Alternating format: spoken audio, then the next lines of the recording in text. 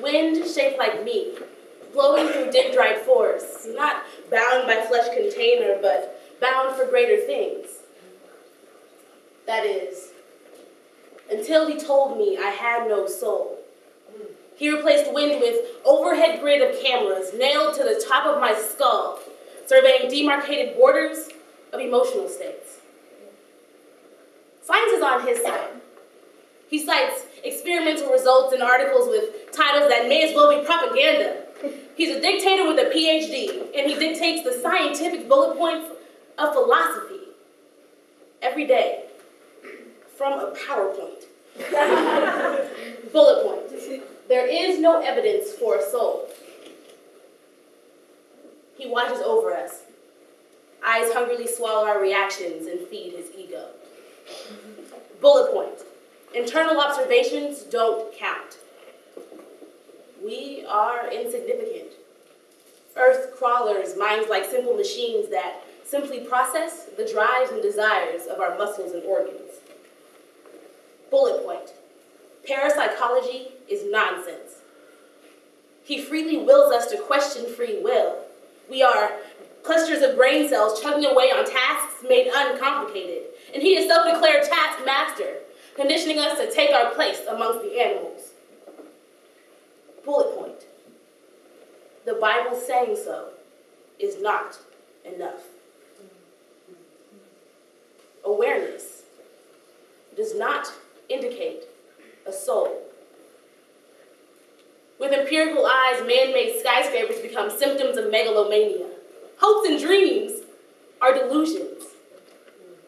Now that I'm aware that I am only aware, I am no longer special. Feet carry me nowhere important, because there is no there that's important.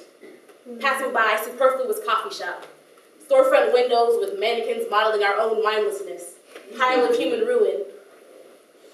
Homeless man, coated in other people's discards. He notices me.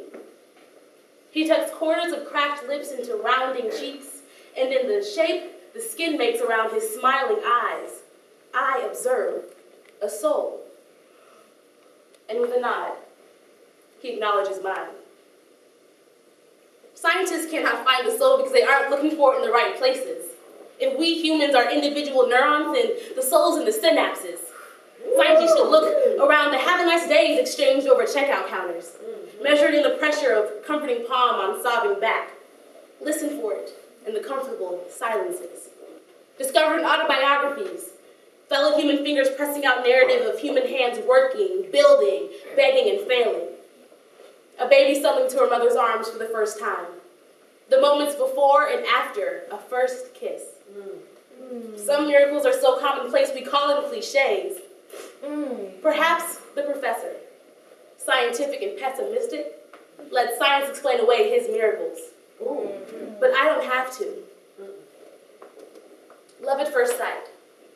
Boy sees girl, and boy lets image of girl take its time to get to the back of his eyes.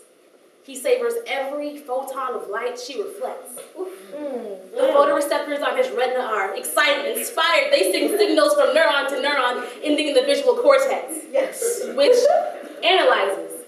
He sees genetic robustness. He sees caregiving for his offspring, and his soul has found its mate.